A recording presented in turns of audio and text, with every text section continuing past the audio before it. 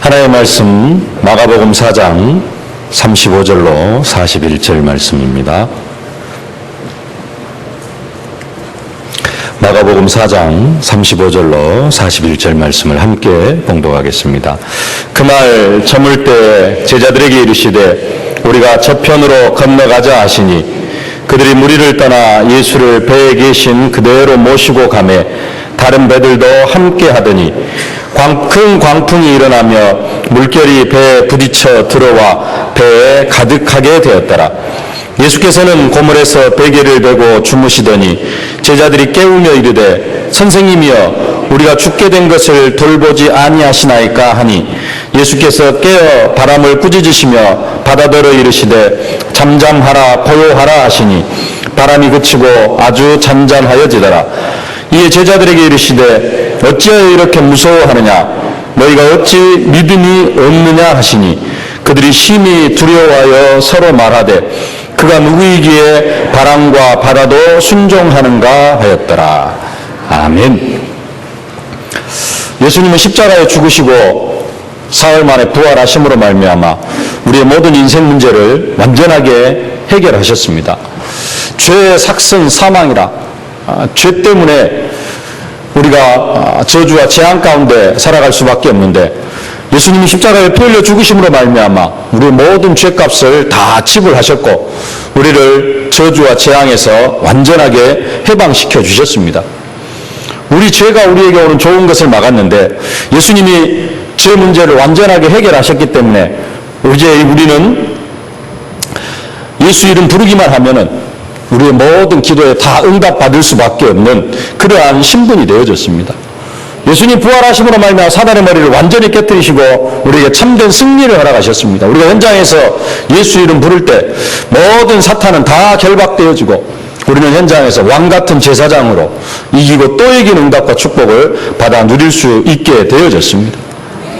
예수님 십자가에 죽으시고 부활하심으로 말미암아 하나님과 우리 사이에 막힌 담을 완전히 허시고 예수님은 하나님 만나는 길이 되어주셨습니다.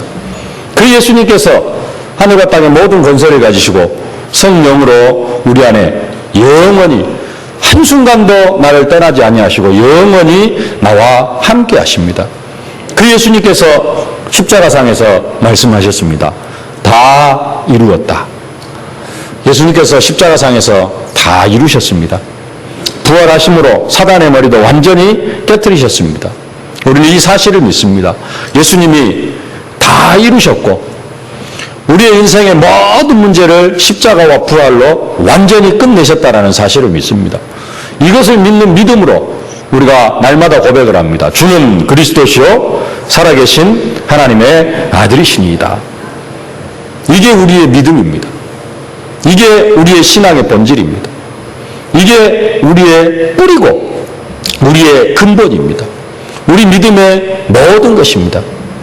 그래서 정말로 이 사실이 사실적으로 믿어지면은 그리스도가 모든 문제 해결자요 주는 그리스도시요 살아계신 하나님의 아들이시다. 이것이 사실적으로 고백이 되어지면은 우리의 삶 속에서는 절대로 염려거리나 걱정거리가 있을 수 없습니다. 그리고 있어서도 안 됩니다. 이게 지금 정말로 믿어지면은 우리는 삶을 살아가면서 두려워할 일이 하나도 없어야 정상입니다. 찬송가에 나와 있는 그 찬송가 가사처럼 내 주 예수 모신 곳이 그 어디나 하늘나라. 내 삶의 모든 현장이 하늘나라 같다, 천국 같다 라는 이 기쁨 속에서 우리가 감사로 하나님 앞에 감사로 살아가야 됩니다. 그러나 우리의 현실을 보면은 두려움과 염려와 걱정과 불신앙이 가득합니다. 주님을 믿는 믿음보다는 내 삶의 현장 속에 염려, 근심, 걱정, 불안, 두려움, 불신앙 이런 것들이 더 가득 차 있습니다. 그런 우리를 향하여서 예수님께서 말씀하십니다. 40절에 어찌하여 이렇게 무서워하느냐 너희가 어찌 믿음이 없느냐 어찌하여 이렇게 무서워하느냐 너희가 어찌 믿음이 없느냐. 아니 나는 별로 두려워하는 것도 없는데요. 내가 뭐 세상에 별로 걱정하고 뭐 그런 것도 없습니다. 혹시 그렇게 말씀하실 분 계십니까? 하나님의 사명 앞에 두려워하고 현장에서 복음 전하는 것을 두려워하고 그래서 현장에서 사실적인 생명운동이 안 일어나고 아니면은 영적인 것 때문이 아니면은 현실적인 것 때문에 경제적인 것 때문에 큰 사건 때문에 혹시 두려워하고 있지는 않습니까? 오늘 예수님께서 말씀합니다. 어찌하여 이렇게 무서워하느냐? 어찌하여 이렇게 두려워하느냐? 어찌하여 이렇게 걱정만 하고 있느냐? 너희가 어찌 믿음이 없느냐? 믿음을 회복하실 수 있기를 주님의 이름으로 축복합니다. 하루는 날이 뉘엿뉘엿 저물어 가는데 예수님께서 제자들에게 배를 타고 갈릴리 호수를 건너가자 이렇게 말씀을 하십니다. 그래서 제자들이 주님의 명령을 따라서 배를 타고 갈릴리 호수를 건너가는데요. 호수 한 가운데쯤 다다랐을까요? 갑자기 호수에 광풍이 일기를 시작을 합니다. 높은 파도가 일고 배가 흔들리기를 시작을 하고요. 파도가 쳐서 배에 물이 잠기게 되어졌다. 물이 가득하게 되어졌다라고 성경이 말씀합니다. 두려워할 수밖에 없는 그런 상황처럼 보입니다. 그런데 예수님은 피곤해서 그러셨는지 아니면은 제자들의 믿음을 보시려고 그러셨는지 예수님은 고물에서 배 뒷부분에서 베개를 베고 주무시고 계시는 것입니다. 예수님은 주무시고 계시지 배에는 물이 가득 찼지 이게 잘못하면은 배가 뒤집어질 수도 있고 배가 가라앉을 수도 있는 그런 상황이 되어졌습니다. 제자들이 두렵고 무서워서 주님을 깨웁니다. 주님, 우리가 지금 풍랑으로 죽게 됐는데 왜 지금 이 배 뒷부분에서 주무시고만 계십니까? 일어나십시오. 우리를 좀 살려주십시오. 38절 말씀 함께 봉독하겠습니다. 예수께서는 고물에서 베개를 베고 주무시더니 제자들이 깨우며 이르되 선생님이여 우리가 죽게 된 것을 돌보지 아니하시나이까 하니 우리가 죽게 된 것을 돌보지 아니하시나이까. 지금 제자들이 스스로 생각할 때는 죽게 되어졌다는 겁니다. 생명의 위협을 느끼고 있습니다. 그때 예수님께서 일어나셔가지고 바람과 바다를 꾸짖으시니까 바람과 물결이 잔잔해졌습니다. 그리고 예수님께서 제자들에게 하시는 말씀입니다. 어찌하여 이렇게 무서워하느냐? 너희가 어찌 믿음이 없느냐? 동일한 사건이 마태복음에 기록되어져 있는데요. 마태복음이 이렇게 말씀합니다. 어찌하여 무서워하느냐? 믿음이 작은 자들아. 지금 호수에서 갈릴리 호수 한가운데서 풍랑을 만났습니다. 오늘 성경은 광풍을 만났습니다. 광풍. 미친 바람이랍니다. 바람 엄청나게 센 그런 광풍을 만났습니다. 거센 파도가 일어나서 배 안에 물이 가득하게 되어졌습니다. 평생 동안 갈릴리 호수에서 노를 젓고 갈릴리 호수에서 고기를 잡고 살아왔던 그런 제자들입니다.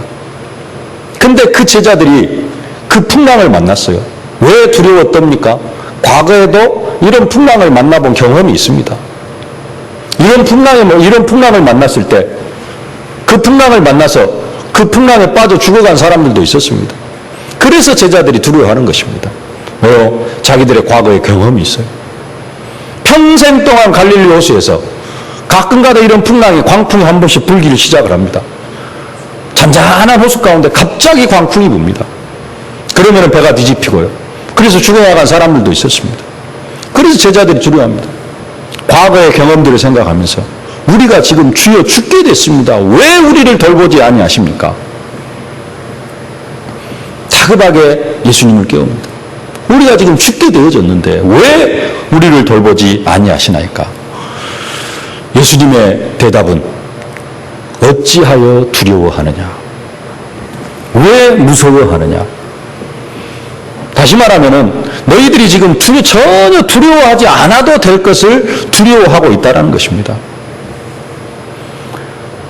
예수님의 입장에서는 이 상황이 전혀 두려워할 것이 아닌데 너희들이 지금 왜 두려워하고 왜 염려하고 있느냐? 제자들은 과거의 경험을 통해서 이게 잘못하면 죽을 수도 있는 상황이기 때문에 두려워합니다. 그러나 예수님의 입장에서는 이 상황이 전혀 두려워할 것이 아닌데 너희들이 지금 왜 두려워하고 왜 염려하고 있느냐? 제자들은 과거의 경험을 통해서 이게 잘못하면 죽을 수도 있는 상황이기 때문에 두려워합니다. 그러나 예수님의 입장에서는 전혀 두려워하지 아니할 그 상황에서 너희가 지금 두려워하고 있다는 겁니다. 그러면 배에 물이 가득 차고요. 곧 배가 뒤집어질 것 같은데 무서워하지 말라는 말입니까? 어찌하여 이렇게 무서워하느냐? 예수님의 말씀은 이런 일에는 결코 무서워할 필요가 없다는 겁니다. 그러면서 너희가 어찌하여 믿음이 없느냐? 믿음이 있었다면은, 정말로 너희들에게 믿음이 있었다면은 지금 배에 물이 가득 차고 배가 곧 뒤집어질 것 같다 할지라도 무서워할 필요가 없다는 겁니다. 세상 사람들은 광풍이 일어나서 배에 물이 가득하게 되어지고 배가 뒤집어질 상황이 되어지면 두려워하는 것이 정상입니다. 그들은 두려워할 수 있습니다. 세상 사람들은 두려워할 수 있습니다. 예수를 믿지 않는 사람들은 두려워할 수 있습니다. 그러나 우리도 상황이 틀리면 두려워할 수 있습니다. 그러나 오늘 본문의 현장에 있는 그 제자들을 향하여서는 너희들이 전혀 두려워할 필요가 없다. 너희들이 지금 전혀 두려워할 필요가 없는데 너희들이 과거에 붙잡혀가지고, 과거의 경험에 붙잡혀가지고 두려워하고 있다라는 그런 말씀입니다. 지금 광풍 앞에서 그들의 믿음이 어디론가 사라져버렸다는 것입니다. 어찌하여 이렇게 무서워하느냐? 너희가 어찌 믿음이 없느냐? 이 말씀의 배경 속에 너희가 정말로 믿음이 있었다면 무서워하지 않았을 것이다. 그리고 무서워하지 않을 뿐만 아니라 다른 반응을 보였을 것이라는 그런 말씀입니다. 예수를 모르는 사람들이 동일한 상황에서 아이고 이제 죽게 되었구나, 이제 우리가 죽을 수밖에 없겠구나 하고 두려워하는데, 야 무서워하지 마, 걱정하지 마, 아무 일 없을 거야, 이렇게 말을 하면 말이 되질 않습니다. 거기에서는 함께 무서워하고 함께 위로해주고 해야 됩니다. 그러나 언약 백성은, 특별히 오늘 주님과 함께 배를 타고 가는 제자들에게 있어서는 이 상황이 절대 두려워할 상황이 아니라는 것입니다. 우리가 잘 아는 철로역정 이야기가 있습니다. 기독도가 미문이라는 물에 들어갈 때 이야기입니다. 미문 앞에 두 사자가 으르렁거리고 있습니다. 사람들이 지나가면은 두 발을 들고 곧 잡아먹을 듯이 그 엄청난 사자가 미문을 지키고 있습니다. 이것을 보고 억겁이라는 사람은 그냥 돌아와 버립니다. 그 사이로 지나갈, 그 문을 통과할 믿음이 없었던 것입니다. 그래서 기독도도 그곳으로 가고 있는데 억겁이라는 사람이 돌아오면서 이야기를 합니다. 거기 가지 말아라. 네 거기 가다가 보면은 사자한테 잡혀 먹힐 것이다. 사자가 지금 문을 지키고 있는데 엄청나게 사납게 으르렁거리고 있다. 반드시 거기 가면은 너는 잡혀 먹을 것이다. 그래서 기독도가 돌아가려고 하는데 문지기로 있는 경성 씨가 이야기를 합니다. 네가 그렇게 담력이 없느냐? 이 사자는 여기 오는 사람 가운데 누가 정말로 믿음이 있고 없는가? 어떤 사람이 진짜 믿음을 가지고 있고 진짜인가 가짜인가? 이것을 시험하려고 내어놓은 것이니까 걱정하지 말아라. 사실상 쇠사슬로 묶여있기 때문에 길 한가운데로만 지나가기만 한다면은 사자가 아무리 으르렁거려도 절대 해를 입지 않을 것이다. 이렇게 이야기를 해줍니다. 그래서 무서워하면서도 이 기독도가 길 한가운데로 지나갔더니 사자가 어떻게 하지를 못했다는 그런 이야기입니다. 중요한 사실은 이 사자는 양쪽으로 치우치지 않고 길 한가운데로 지나가는 사람에게만 해를 끼치지 못합니다. 아무리 믿음이 있어도요, 길 한가운데로 지나가지 않고 사자가 묶여있는 쇠사슬, 그 사정권 안으로 들어가면은 아무리 믿음이 좋아도 사자에게 핥힘을 당할 수가 있고 사자에게 잡혀 먹을 수도 있습니다. 다시 말해서 길 한가운데로 좌우로나 우로나 치우치지 아니하고 길 한가운데로 지나가는 사람에 한해서만 해를 끼치지 않는 그런 사자의 쇠사슬 사정권 안으로 안이 들어가는 사람만이 사자에게 핥히지 않고 그 길을 통과할 수 있게 되어지는 것입니다. 모든 사람이 그 길을, 그 사자를, 사자가 가로막고 있는 그 미물을 자연스럽게 통과할 수 있는 것이 아니라는 사실입니다. 또 한 가지 알아야 될 사실은 그 쇠사슬에 묶여 있다라는 말은 그 사자는 철저하게 주님의 하나님의 통제 아래 있다라는 그러한 사실입니다. 풍랑도 오늘 제자들이 갈릴리 호수에서 만난 갈릴리 바다에서 만난 그 풍랑도 누가 주관하고 계시느냐? 예수님이 주관하고 계십니다. 그래서 거기에서 정말로 믿음의 고백만 하고 있으면은 절대로 두려워할 필요가 없는 것이라는 것입니다.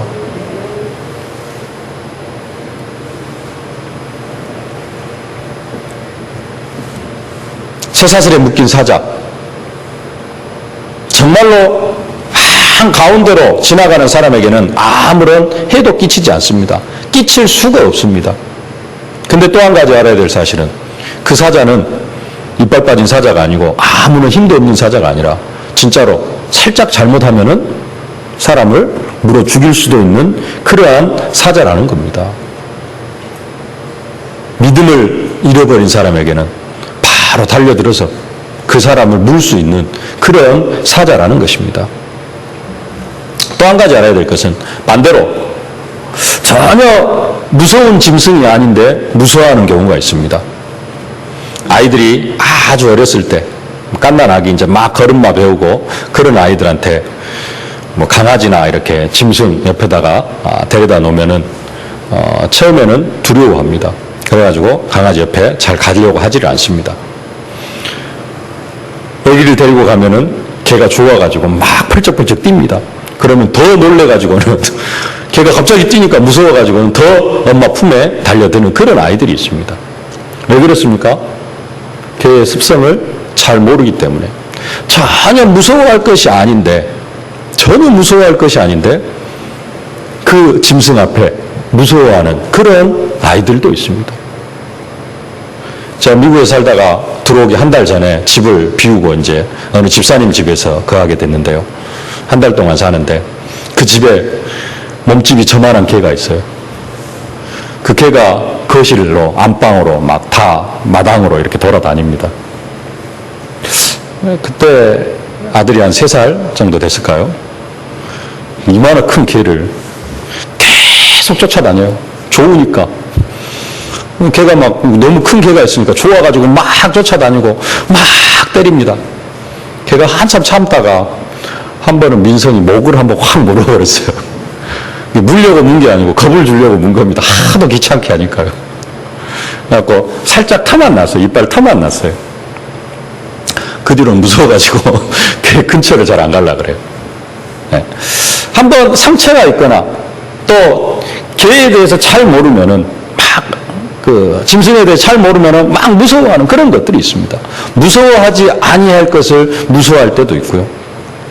또 정말로 무서워해야 되는데 그것을 잘 모르고 그럴 때도 있습니다. 오늘 예수님께서 제자들에게 어찌하여 이렇게 무서워하느냐 하시는 그 말씀에는 그 풍랑이 하나님의 절대 주권 속에 있다라는 뜻입니다. 지금 풍랑이 이래가지고 배에 물이 가득하게 만들고 제자들이 생각할 때는 배가 곧 뒤집어질 것 같고 배가 물에 완전히 침수당할 것 같은 물에 완전히 빠져갈 것 같은 그런 상황에 있을 제자들이 볼 때는 그렇다 할지라도 그 풍랑도 그 배도 주님의 절대 주권 안에 하나님의 절대 주권 안에 있다는 것입니다. 그래서 예수님께서 하시는 말씀입니다. 어찌하여 이렇게 무서워하느냐. 지금 너희들이 있는 것이 안전한 곳이다라는 사실을 알지 못하느냐. 이런 뜻이 내포되어 있는 것입니다. 그 배에 지금 누가 타고 계십니까? 예수님이 타고 계십니다. 내가 이 배에 타고 있기 때문에 예수님, 내가 이 배에 타고 있기 때문에 너희들은 전혀 두려워할 이유도 없고 이 배에 타고 있는 나와 함께 이 배에 타고 있는 너희들에게 위험이 닥칠 이유는 조금도 없다. 왜요? 예수님이 타고 계시기 때문에 그렇습니다. 근데 너희들이 그것을 모르고 지금 두려워하고 있느냐? 그런 이야기입니다.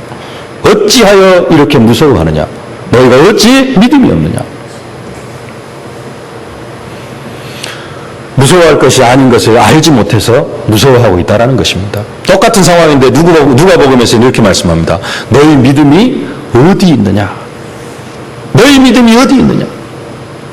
다른 의미로 좀 확장해서 보면 너희가 있는 곳이 지금 어디인 줄 아느냐? 똑같은 질문입니다. 너희 믿음이 어디 있느냐? 네가 지금 앉아있는 곳이 어디 있느냐? 겉으로 보기에는 물이 가득 차고 배가 이리 흔들 저리 흔들 잘못하면 뒤집힐 것 같다 할지라도 너희들이 있는 곳은 예수님이 함께 앉아 계시는 배라는 사실이다. 너희가 있는 곳은 겉으로 보기에는 물이 가득 차고 좌우로 너무 심하게 흔들리고 곧 뒤집어질 것 같다 할지라도 그래도 이곳은 가장 안전한 곳이다. 왜? 모든 문제 해결자 되시는 예수님이 그 배에 앉아 계시기 때문에 그렇습니다. 그래서 너희들이 지금 그것을 그 안전한 곳으로 알지 못하느냐. 겉으로 보기에 좀 물이 찼다고 해서 겉으로 보기에는 지금 광풍이 불고 그래서 배가 조금 흔들리고 있다고 해서 너희들이 그것 때문에 두려워하느냐. 그건 두려워할 것이 아니다. 내가 이 배에 함께 있지 않느냐.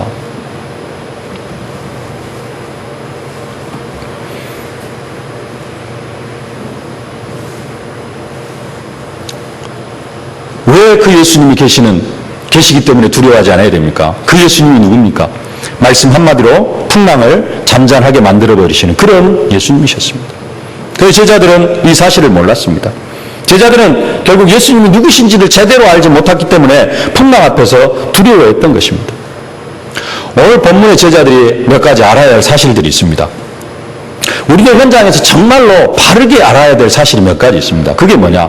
특별히 오늘 현장에서 제자들은 세 가지 사실을 제대로 알아야 됩니다. 그게 뭐냐? 제자들이 간 방향입니다.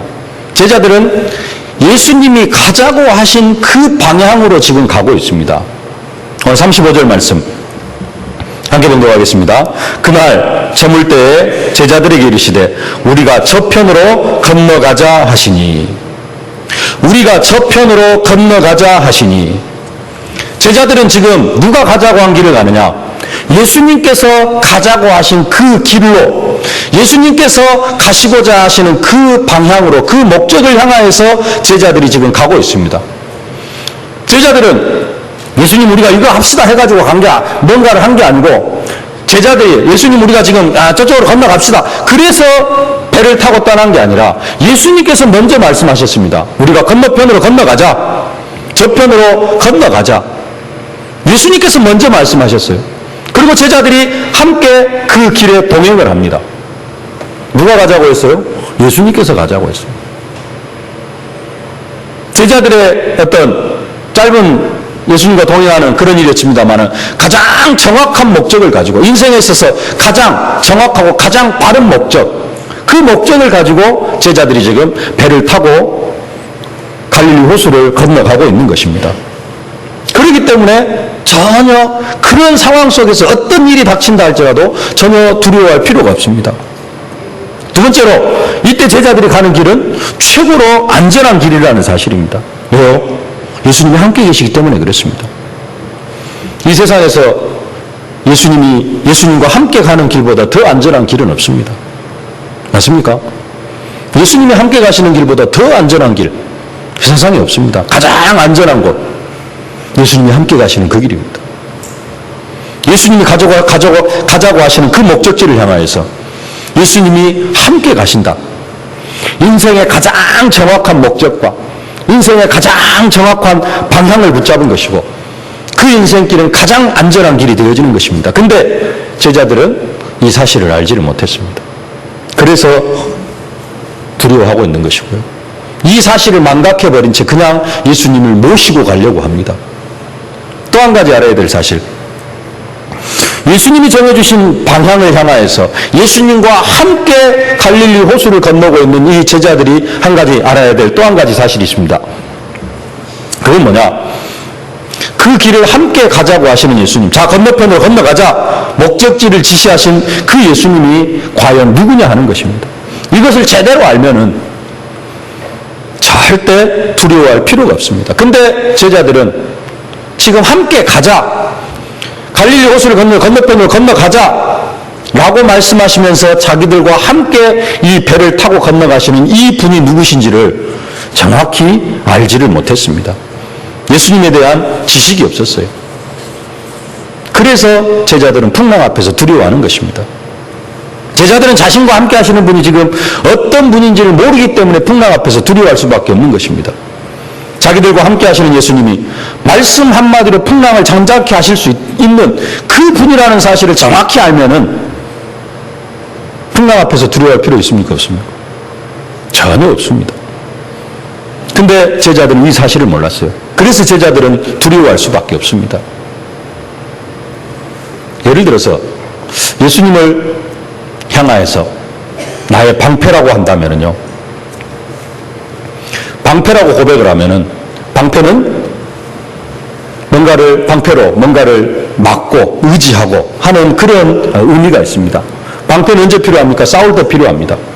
예수님을 방패로 고백하고 방패 되시는 예수님을 확인하려고 하면은 그 예수님을 모시고 어디로 가야 돼요? 싸움터로 가야 됩니다. 전쟁터로 가야 됩니다. 전쟁터에 갔을 때 방패 되시는 예수님에 대해서 진짜로 예수님이 나의 모든 것을 다 막아주시는구나. 이것을 확인할 수가 있습니다. 안방 한가운데에서 방패 되시는 예수님 체험할 수 있어요? 없어요? 아무 의미가 없습니다. 방에 딱 앉아가지고 예수님은 나의 방패시오. 의미 있어요? 없어요? 아무런 의미가 없습니다. 예수님이 나의 산성이시다. 방에 딱 앉아가지고 예수님이 나의 산성이시다. 예수님이 산성입니까? 내 방이 산성이죠.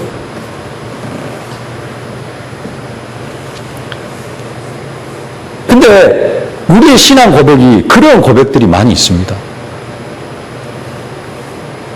지난주에 좀 의미가 다르긴 합니다만 지난주에 말씀대로 한다면은 나는 왕 같은 그리스도인이다. 나는 권세 있게 승리할 사람이다라고 그랬습니다. 이 말씀이 성취되는 것을 확인하려고 하면은 뭘 볼 수 있어야 되느냐? 내 대적을 볼 수 있어야 됩니다.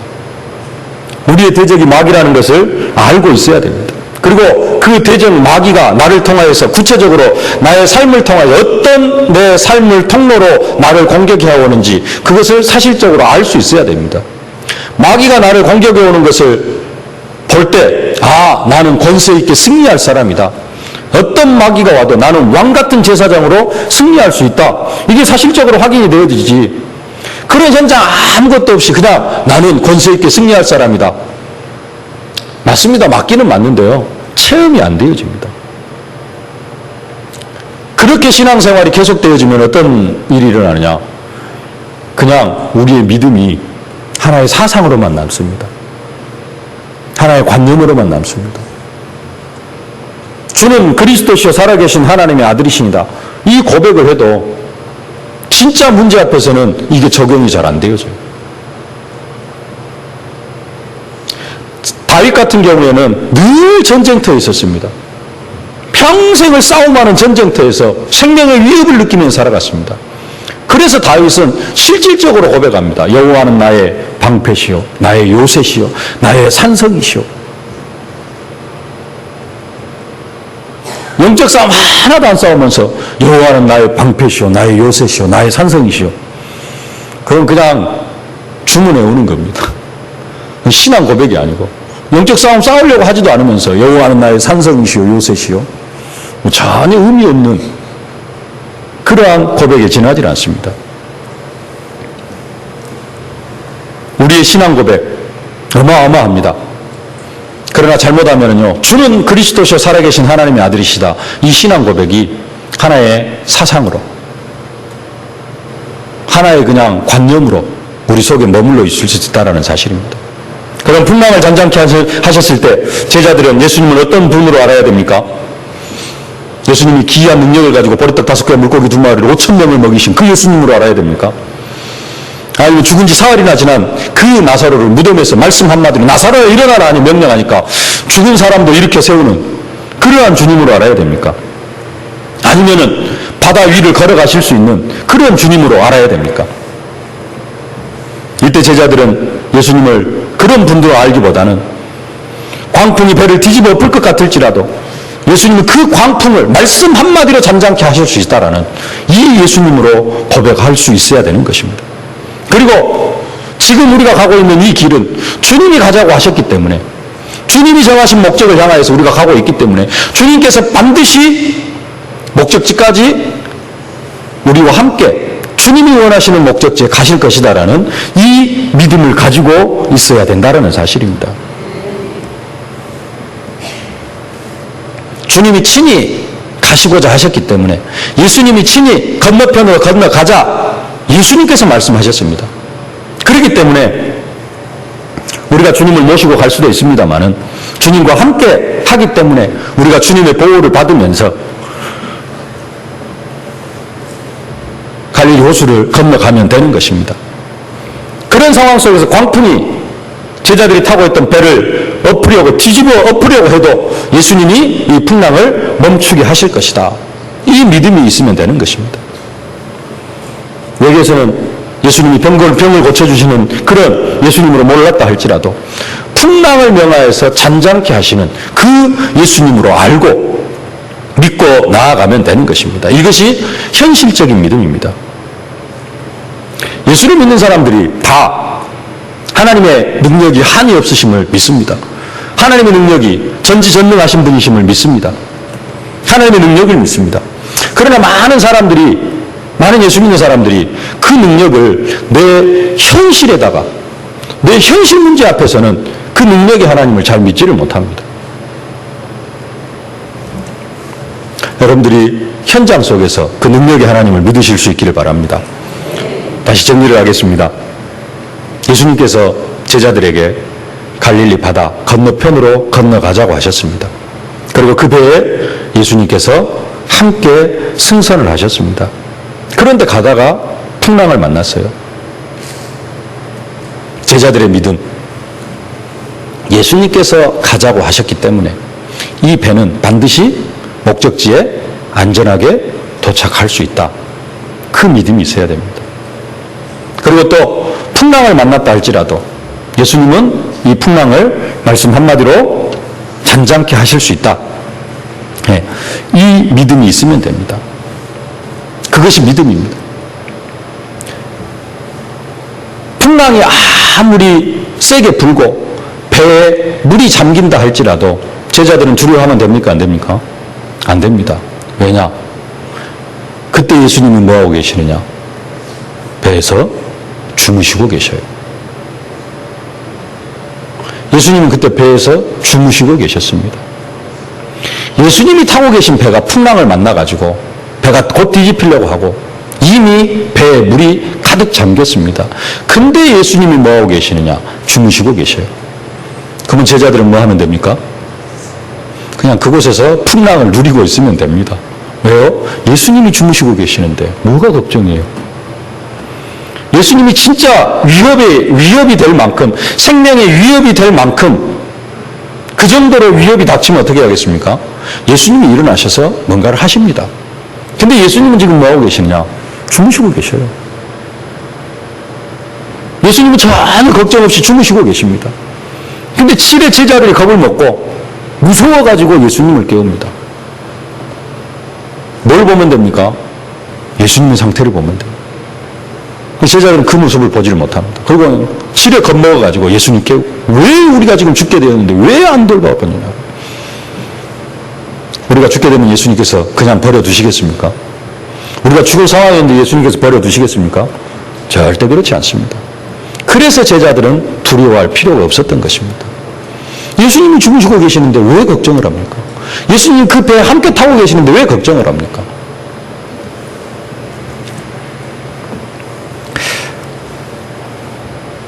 최고의 축복된 자리에서 무서워하거나 믿음이 없는 여러분이 되어지지 않기를 주님의 이름으로 축복합니다.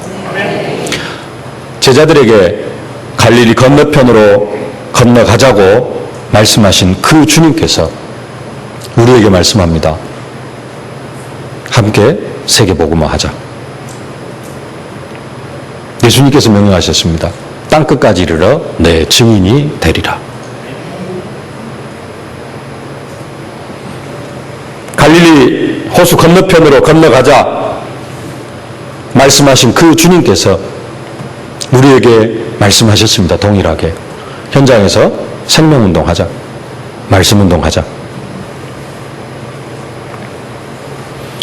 그렇게 말씀하시면서 함께 배에 타셨던 그 주님이 우리에게도 말씀합니다. 네 혼자 하라는 것이 아니고 내가 너와 함께 하겠다. 우리는 그러면 뭐 하면 됩니까? 두려워할 필요 없이, 염려할 필요 없이, 걱정할 필요 없이 나아가면 됩니다. 예수님께서 풍랑 만난 배에 함께 하셨던 것처럼 예수님께서 약속하셨습니다. 내가 세상 끝날까지 너희와 항상 함께 하겠다. 그냥 함께하는 정도로 끝나는 것이 아니라 오직 성령이 너희에게 임하시면 너희가 권능을 받고 크신 능력으로 우리와 함께 하시겠다라고 약속하셨습니다. 풍랑 만난 배에 예수님께서 주무시고 계시는 것처럼 현장에 가서 말씀운동하고 생명운동 해야 될 우리와 성령으로 함께 계십니다. 그러면서 계속해서 말씀합니다. 집중하고 생명운동하고 현장에서 말씀운동하자. 그런 사명 앞에, 그런 언약 앞에 혹시 두려워하고 있지는 않습니까? 그래서 예수님께서 말씀합니다. 어찌하여 믿음이 없느냐? 어찌하여 이렇게 무서워하느냐? 너희가 어찌 믿음이 없느냐? 혹시 내가 제자들이 풍랑 앞에 전혀 두려워하지 않아도 될 풍랑 앞에서 두려워 떨고 있는 것처럼 하나님은 지금 우리에게 가장 축복된 자리로 우리를 인도하고 계시는데 내 생각, 내 수준에 의해서 그것을 축복된 자리로 알지 못하고 시간을 뺏기고 물질을 뺏기고 또 염려하고 두려워할 수 있는 그런 자리로 생각하고 있지는 않습니까? 오늘 제목이 광풍을 두려워하지 않는 믿음입니다. 제자들은 주님과 함께 있기 때문에, 함께 배를 타고 있기 때문에 절대 광풍을 두려워할 필요가 없습니다. 주님은 지금 배에서 주무시고 계십니다. 그 평안함을 함께 누리면 됩니다. 옆에서는 풍랑이 치고 배가 흔들리고 배가 뒤집어질 것 같다 할지라도 주님이 주무시고 계시기 때문에 제자들은 그 주님과 함께 그 풍랑을 말이 된지는 모르겠습니다. 누리면 됩니다. 주님은 이 시대에 우리를 주님으로 부르셨습니다. 주님은 이 시대에 우리를 제자를 세우기 위해서 부르셨습니다. 우리는 뭘 두려워하지 않아야 되느냐? 제자들은 풍랑을 두려워할 필요가 없는 것처럼 우리는 현장을 두려워할 필요가 없고요. 우리는 사람 만나는 것을 두려워할 필요가 없습니다. 단순하게 사람 만나는 것이 아니라 복음 때문에 사람 만나는 것을 두려워할 필요가 없습니다. 현장에서 말씀 운동하는 것을 두려워할 필요가 없습니다. 이것 때문에 시간을 뺏기고 이거 하다가 보면 무슨 일이 당할까? 다른 사람들이 나를 어떻게 볼까? 이런 것 전혀 두려워할 필요가 없습니다. 제자들 풍랑 두려워할 필요 없어요? 전혀 없습니다. 똑같이 우리도 현장을 두려워할 필요가 없고 사람을 두려워할 필요가 없고 예수님께서 말씀하셨습니다. 가라. 가서 땅끝까지 모든 민족에게. 그리고 제자들은 뭐 했느냐? 예수님 모시고 배를 타고 한가운데, 바다 한가운데까지 갔습니다. 우리들은 아예 찬송가 302장 찬송처럼 찰싹거리는 파도 보고 아예 배도 띄우지 못하고 바닷가에서 그냥 두려워가지고 앉아만 있지는 않습니까? 광풍을 두려워하지 않는 믿음. 우리는 현장을 두려워하지 않고 사람을 두려워하지 않고 정말로 주님께서 우리에게 약속하신, 말씀하시고 명령하신 생명운동, 말씀운동, 우리 현장 속에서 감당해 나아가야 될 줄로 믿습니다. 정말로 이 믿음으로 승리하실 수 있기를 주님의 이름으로 축복합니다. 살아계신 아버지 하나님, 은혜와 사랑을 진심으로 감사를 드립니다. 주님이 가자고 하셨고 주님이 함께 계시는 배이기에 그 배가 풍랑을 만나도 제자들은 두려워할 필요가 없는 것처럼 하나님께서 우리를 전도자로 불러주시고 이제는 현장에서 제자 잡는 사람으로 세워주심을 진심으로 감사를 드립니다. 아버지 하나님, 제자들이 광풍을 두려워하지 않아야 되는 것처럼 하나님, 우리들도 사람을 두려워하지 않게 하여 주시옵소서. 아버지 하나님, 현장을 두려워하지 않게 하여 주시옵시고 말씀운동하는 것을 두려워하지 않게 하여 주시옵시고 아버지 하나님, 현장에서 사실적인 생명운동의 주역으로 세워져 갈 수 있도록 은혜와 능력으로 함께하여 주옵소서. 예수님의 이름으로 기도하옵나이다. 아멘.